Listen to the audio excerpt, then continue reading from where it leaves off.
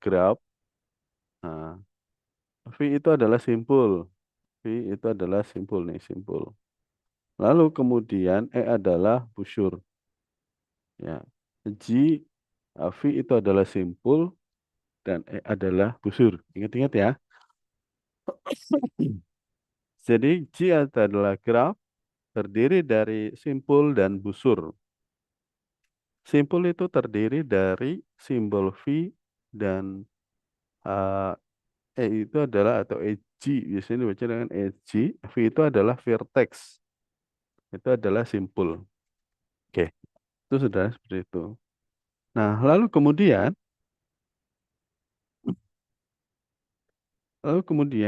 ini saya besarin dulu. Nah, contoh graf ini adalah seperti ini. Ini adalah graf undirected. Kenapa undirected? Karena tidak memiliki anak panah. Apakah disebut dengan graf? Betul, karena graf terdiri dari eh, vertex dan edge. Nah, ini kan V, ini E. Mana yang disebut dengan vertex? Nah, ini saya kasih kode. V itu terdiri dari V1, V2 sampai dengan V5. Oke, pelan-pelan ya. V1 itu mana? V1 itu adalah ada di posisi A, itu adalah vertex atau simpul. Lalu kemudian ada di posisi B, ada di posisi C, ada di posisi D, ada di posisi E. Ya, itu adalah simpul. Oke. Lalu kemudian E itu atau EDC itu adalah dari E1 sampai dengan E7. Oke. E1 sampai dengan E7 itu adalah ada di antara A dan B, kemudian E2 antara A dan D, kemudian E3 antara B dan C, lalu kemudian E4 itu adalah B dan E, E5 itu adalah dari D ke C, E6 itu adalah dari D ke E, E7 adalah dari E ke dari C ke E. Nah, itu ya, teman-teman. Lalu kenapa disebut undirected graph? Pertanyaannya. Nah, kenapa disebut undirected graph? Nah, tanda tanya. Oke, saya lempar kuis dulu. Kuis. Siapa yang bisa menjawab kenapa undirected graph? Silakan tulis di kolom komentar. Sebutkan nama dan NIM-nya terus jawaban. Saya kasih waktu 5 menit dari sekarang. Kuisnya sekarang adalah untuk menambah nilai. Silakan. Apa itu undirected graph? Silakan chat di kolom komentar. 5 menit ya. Saya tunggu. Nanti saya baca.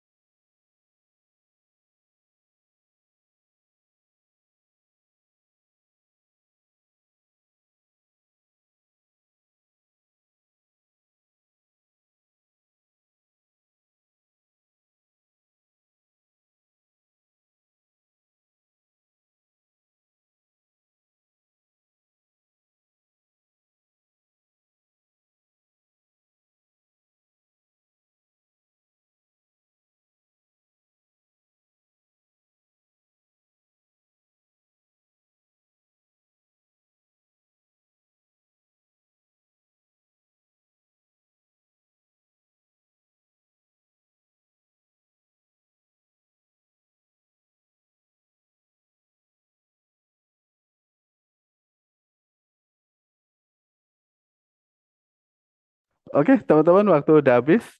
Ada yang saya baca dulu ya. Oke.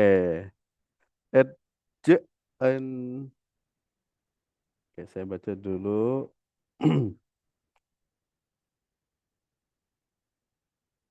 Karena tidak arah pada posisi. Oke, betul. Karena semua sifat simpul dua arah tidak menunjukkan pada arah tertentu. Betul. Graf tak berarah. Betul. Semuanya adalah dikasih nama Zanim ya teman-teman. Karena ini nanti di record sama staff saya. Biar dapat nilai. Oke, betul. Oke, Alhamdulillah sudah betul semua. Berarti graf indirected graph itu adalah graf yang tidak berarah. Kenapa graf tidak berarah? Karena di sini tadi saya nyebutinnya adalah misalkan adalah EDJ E1 itu dari A ke B. Betul, nyebutinnya adalah seperti itu. Saya hapus dulu ya. Saya hapus dulu. Nah, penyebutannya adalah ketika ketika edge satu itu atau edge satu kan ini ya. Bagaimana penyebutannya atau pelafasannya? Itu adalah dari A ke B, betul nyebutnya seperti itu. Atau dari B ke A, betul juga, nggak ada yang salah. Kenapa? Karena di dalam EJ ini tidak memiliki anak panah atau arah. Nah, an- mau A ke B dulu atau B ke A, boleh. Nah, itu undirected graph. Jadi tidak memiliki anak panah atau arah. Jadi boleh misalkan dari A ke D, D ke A, D ke C, C ke D itu boleh, nggak ada yang larang karena memang di sini adalah tidak ada petunjuk atau tidak ada arahan untuk mana yang dahulu. Itu ya. Oke. Terus kemudian itu adalah undirected graph.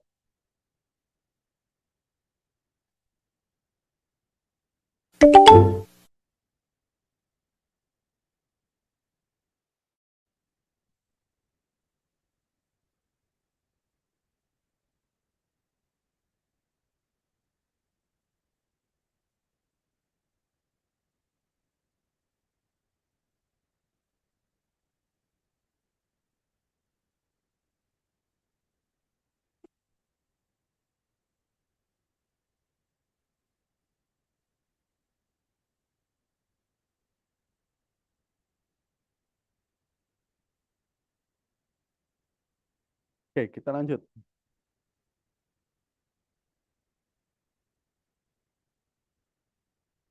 Nah, oke, kita lanjut. Sebuah graf hanya terdiri satu simpul. Nah, ini saya tutupan. Nah, graf itu, sebuah graf mungkin hanya terdiri satu simpul. Nah, simpulnya apa? Simpulnya adalah ini, satu titik. Itu graf. Sebuah graf belum tentu semua simpul terhubung dengan busur. Nah, ini ya contohnya.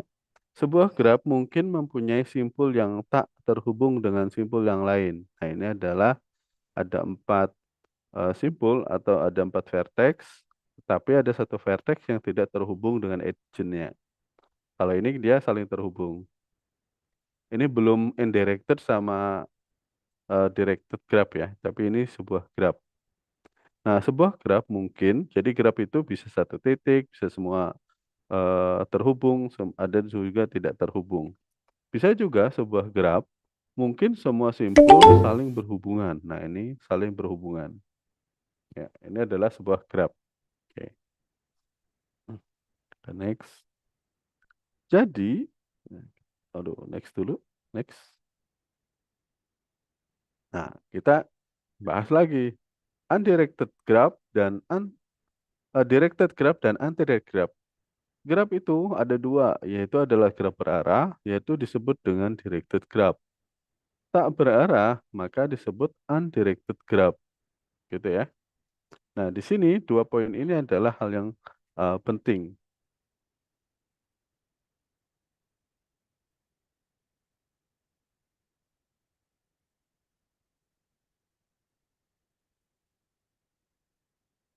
Lalu tonton ada telepon.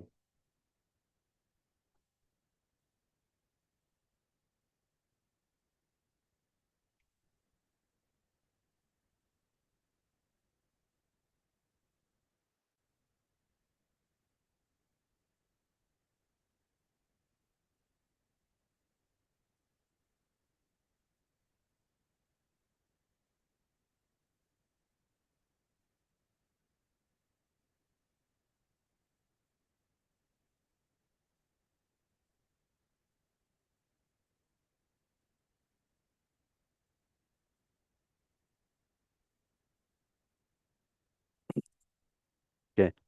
Nah, kita bahas undirected graph sama undirected graph. Perbedaannya adalah dia tidak memiliki arah. Directed graph dia memiliki arah. Nah, dapat dilihat dari bentuk busur yang artinya adalah urutan penyebutan. Nah, di sini penyebutan ya. Tadi saya sebutkan waktu di undirected graph, saya bisa menyebutkan A ke B untuk edge 1 itu A ke B atau B ke A. Jadi kenapa saya sebutkan dua-duanya atau salah satu?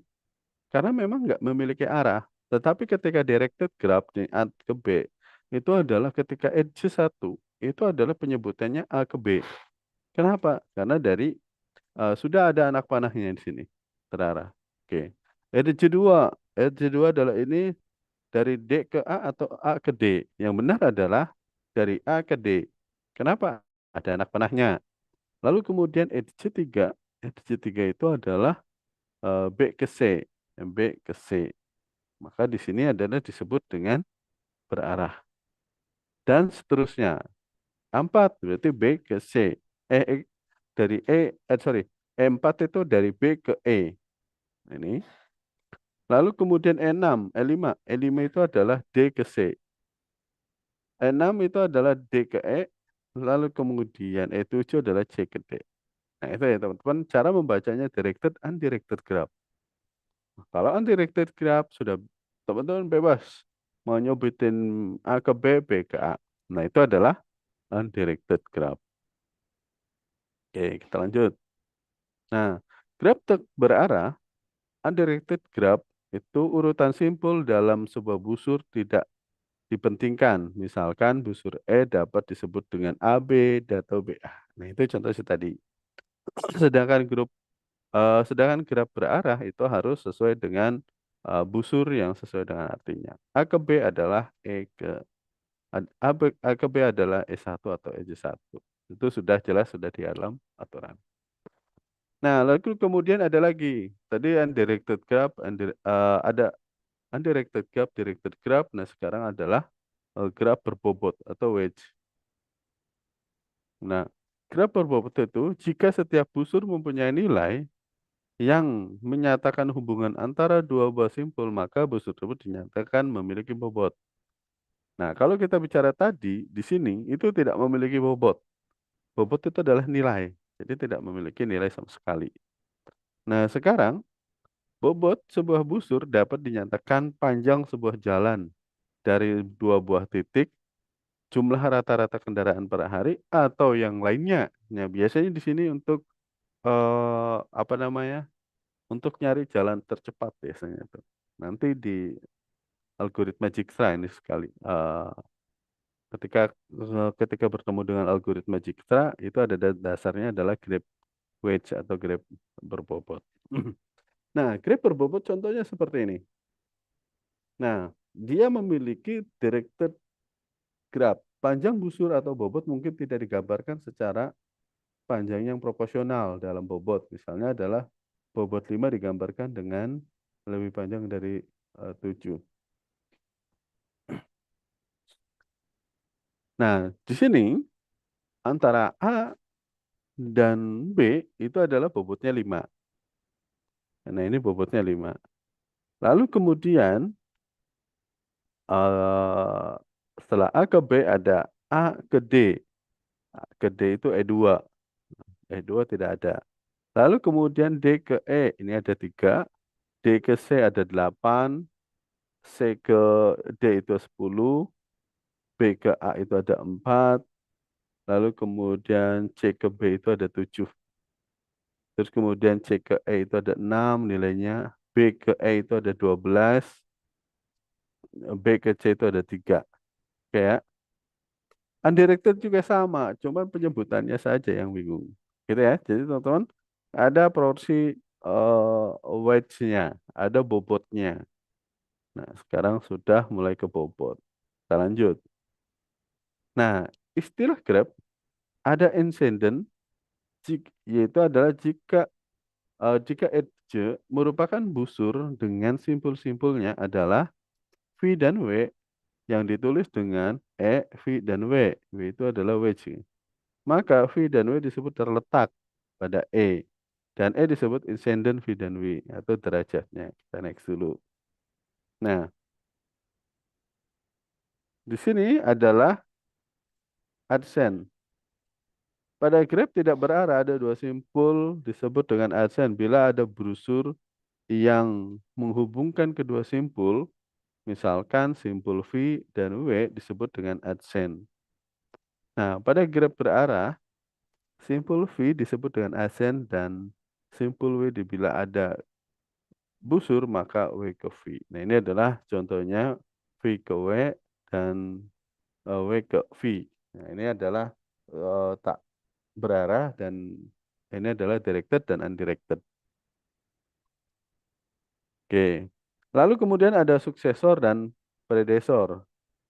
Nah, pada graf berarah, bila simpul V atau adsen dengan simpul W, maka simpul V adalah suksesor simpul W. Dan simpul W adalah procedure dari simpul V. Nah, ini sebuah pad. Yang kelima adalah sebuah pad adalah serangkaian simpul-simpul yang berbeda dengan adsen secara berurut dari simpul ke satu ke simpul yang lainnya.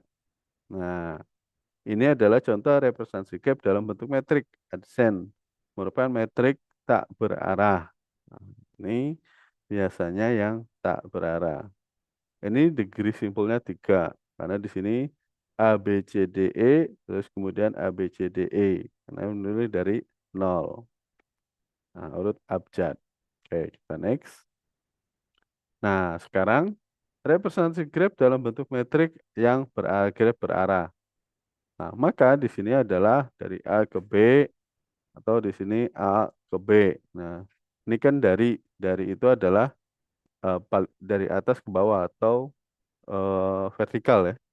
Dari atas ke bawah, kalau misalkan ke itu adalah ke horizontal, samping. Nah, misal cara bacanya adalah atau nilainya dari A ke B berarti dari kan, darinya adalah A ini ke B, B-nya ada 1. Maka di sini posisinya. Jadi nilainya adalah 1. Lalu kemudian dari A itu ke D. Untuk selanjutnya, ini ada 2 A-nya. A ke D. Berarti dari A lagi ke D.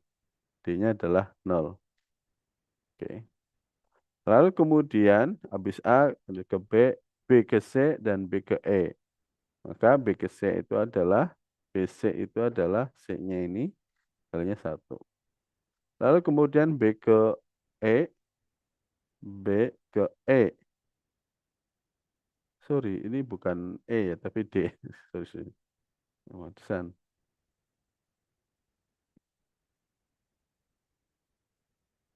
Nah, ini saya ulang lagi. A ke B, terus kemudian A ke D. A ke D.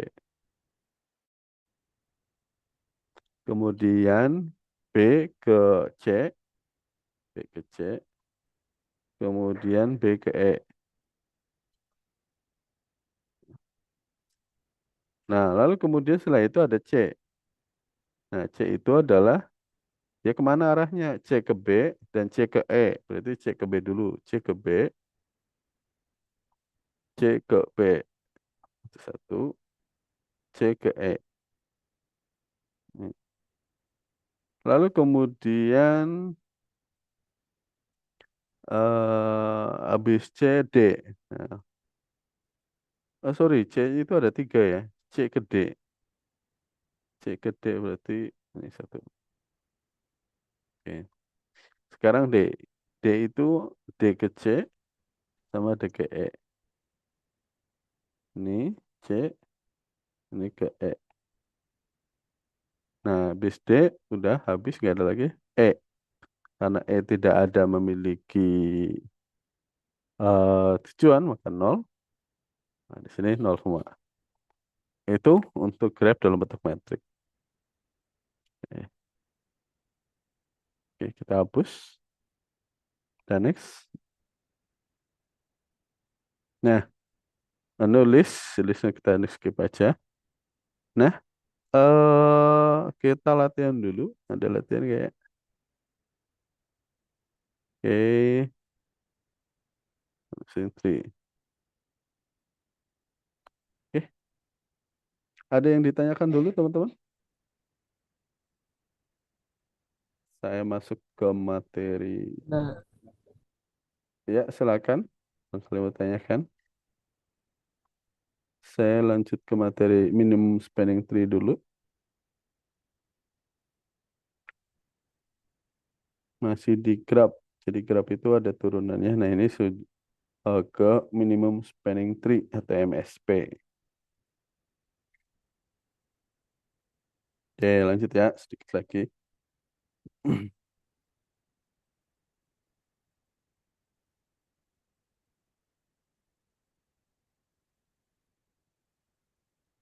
Nah, teman-teman, dalam minimum spanning tree itu masih dalam rumpun graph ya. Nah, minimum spanning tree itu masih rumpun graph. Nah, ini enggak kelihatan ya. Spanning tree itu apa sih? Spanning tree is a spanning tree of a graph, a just subgraph that contain all of the vertical is graph anyway spanning tree. Jadi, spanning tree itu uh, kumpulan dari graph yang diturunkan tidak menjadi sebuah sirkuit. Apa itu sirkuit, Pak? Sirkuit adalah dari titik edge ketemu lagi titik edge lagi. Atau sirkuit itu adalah seperti bulatan, muter. Kalau teman-teman lihat sirkuit di dalam MotoGP, itu kan start di awal, finishnya di situ juga kan? Start di awal situ, finishnya juga bisa di situ. Atau saling terkoneksi. Nah, itu adalah sirkuit. Oke. Nah, di sini ada graf A. Nih, graf A. Contoh teman-teman.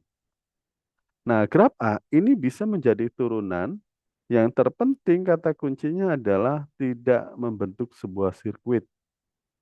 Oke, misalkan saya startnya dari sini. Startnya dari sini, kita ke kanan, bawah, ke atas, baru ke kanan atas. Apakah ini membentuk sebuah sirkuit? Tidak. Kalau misalkan membentuk sirkuit itu pasti ada yang seperti ini. Nah, ini adalah sirkuit. Sirkuitnya apa, Pak? Ini membentuk saling ketemu. Nah, ya. Lalu yang kedua adalah seperti N. Jadi di kiri bawah, ke atas, kanan, baru bawah lagi. Tidak membentuk sirkuit. Lalu terus kemudian seperti U, tidak membentuk sirkuit. Nah, apakah yang terakhir membentuk sirkuit? Tentu tidak. Nah, jika start dari awal seperti ini, turun di sebelah kanan, bawah, ke atas, dan ke bawah lagi. Kalau ini bukan sirkuit ya, ini adalah simpangan edge atau busur. Jadi tidak ketemu titik. Tuh ya, jadi tidak membentuk sebuah sirkuit. Lanjut. Nah, dari graf komplit ini bisa menjadi 16 spanning tree atau bisa menjadi 16 aturan. Nah, apakah dari 16 dari 16 ini membentuk sebuah sirkuit? Tidak. Silakan teman-teman perhatikan, adakah yang membentuk sebuah sirkuit? Tidak ada ya. Ya, lanjut. Nah, minimum safety itu biasa distudi kasuskan dalam pencarian biaya yang minimum dari sebuah graf hingga membentuk sebuah pohon. Nah, ini ada bobot nih. Tadi kan kita bicara bobot. Nah, sekarang ada bobotnya nih. Nah, di sini complete graph ini ada nilainya. Ini kenapa complete graph? Karena ada ini, terus kemudian ada busurnya, ada nilainya. Complete. Nah, di sini 5, ada 2, ada 7, ada 3, ada 4, ada 1. Nah, sekarang itu adalah yang kita pilih dulu karena di sini adalah pencarian biaya yang minimum. Minimum. Kata kuncinya adalah minimum. Berarti ketika minimum, yaitu adalah nilai yang terkecil.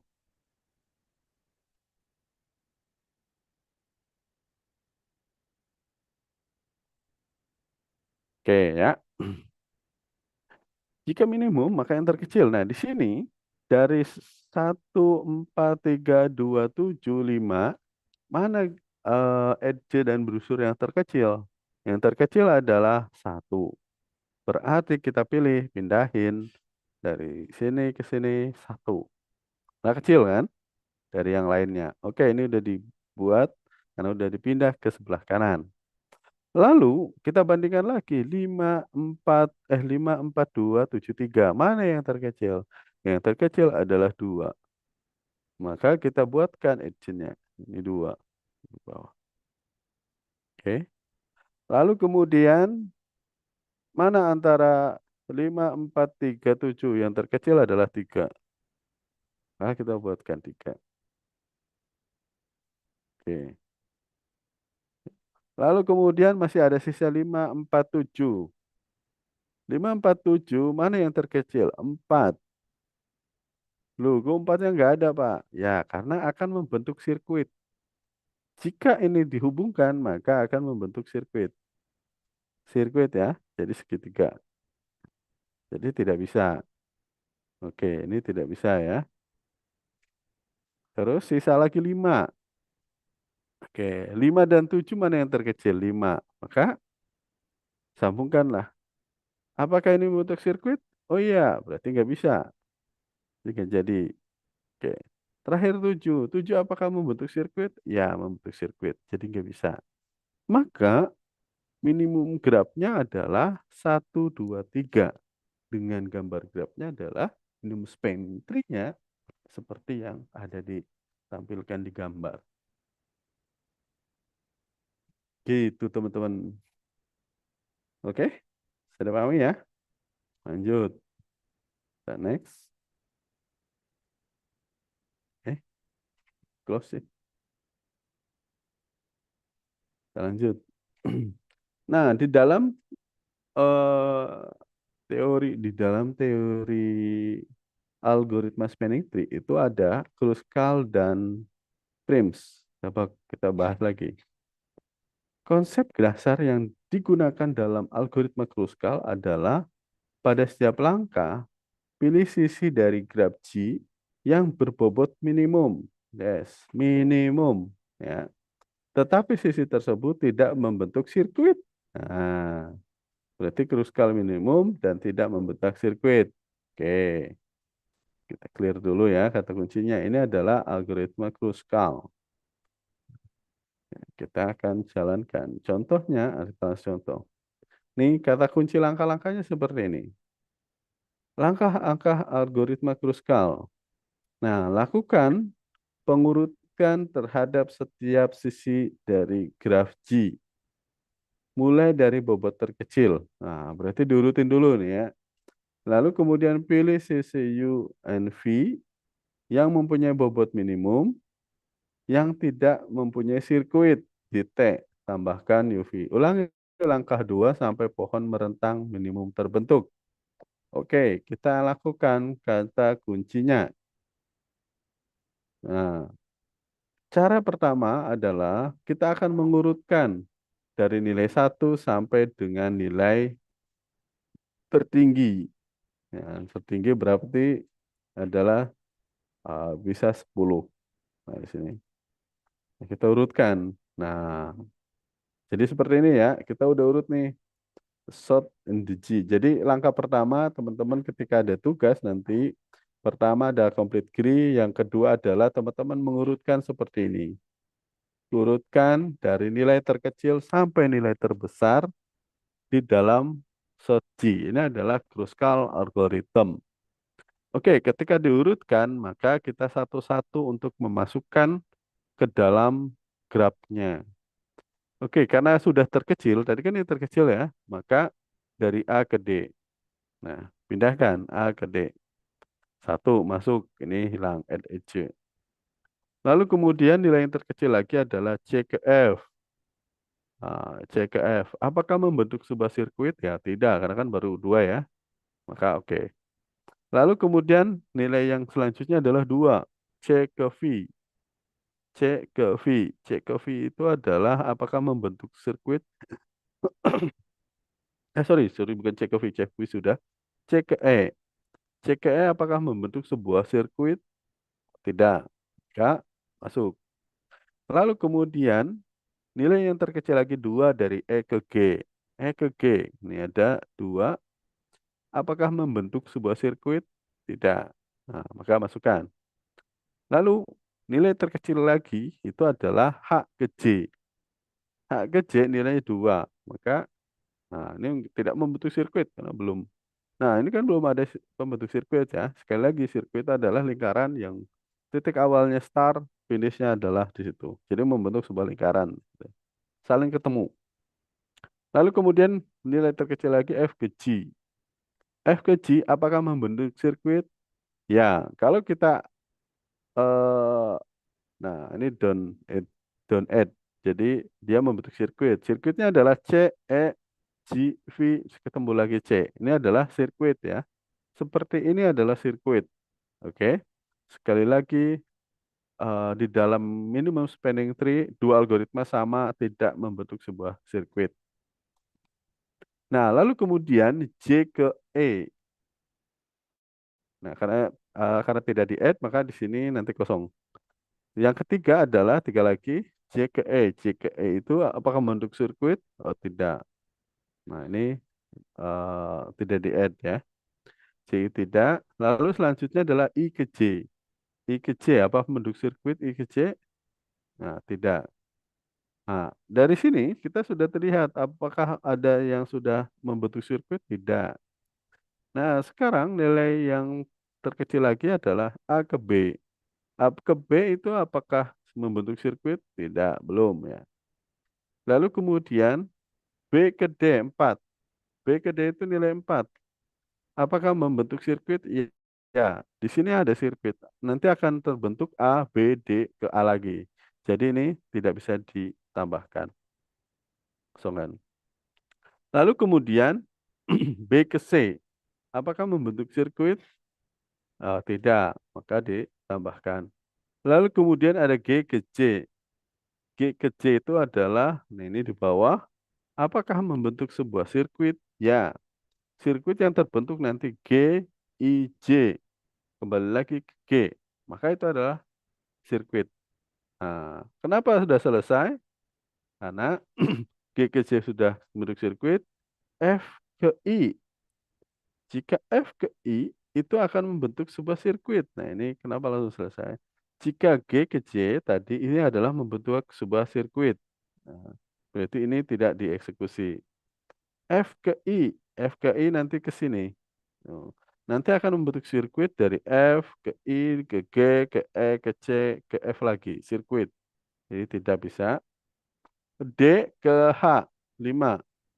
D ke H. Nah, ini ya, ini sirkuit. Nanti akan D ke A ke B, B ke C. Nah, ini C ke E, E ke G, G ke I, I ke C, ke H lagi, ya, sirkuit. Lalu kemudian D ke C. D ke C itu, ya, D ke C. Nah, ke sini. Sama sirkuit juga. Dan terakhir adalah B ke C. B ke C sirkuit juga nanti. Nah, nanti sirkuitnya ke sini. B ke C, E, D, kemudian I, J ke B lagi. Nah, itu adalah sirkuit. Jadi, karena membentuk sirkuit semua, maka hasil akhirnya adalah seperti ini. Nah, ini adalah hasil dari algoritma Kruskal ini. Caranya yang sedikit berbeda. Oke, teman-teman, kita lanjut lagi.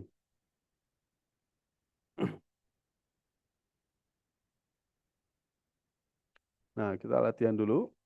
Mana latihannya? Nah, latihan. Nah, ini. Teman-teman,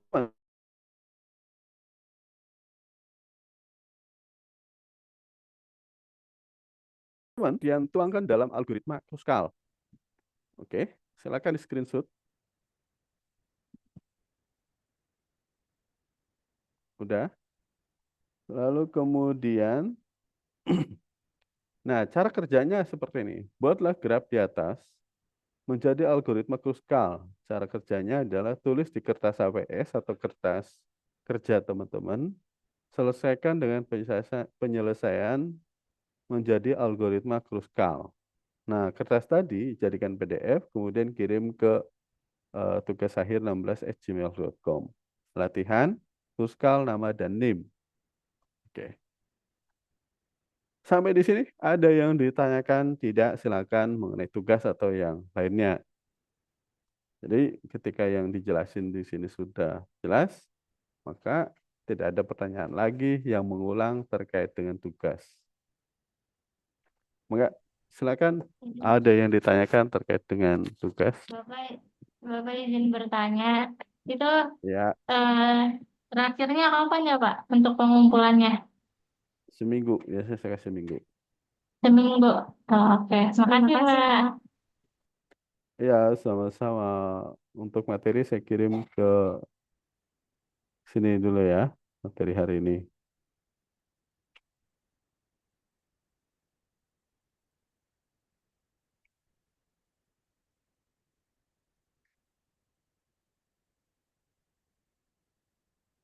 Materi.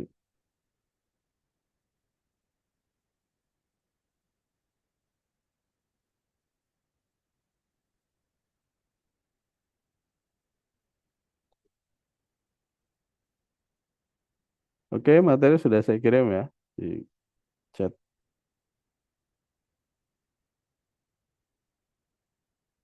Nama Baik, Pak Odi, grup. terima kasih, Pak. Oke. Oke, pekerjaannya 1 minggu ya. Ada yang ditanyakan lagi terkait dengan hal eh, Pak, Pak, itu gambarnya ditulis nggak atau cuman hasilnya aja?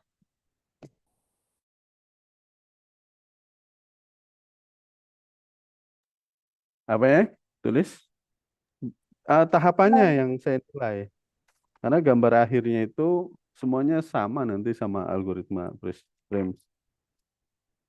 Oh, berarti gambarnya sama hasilnya ya, Pak?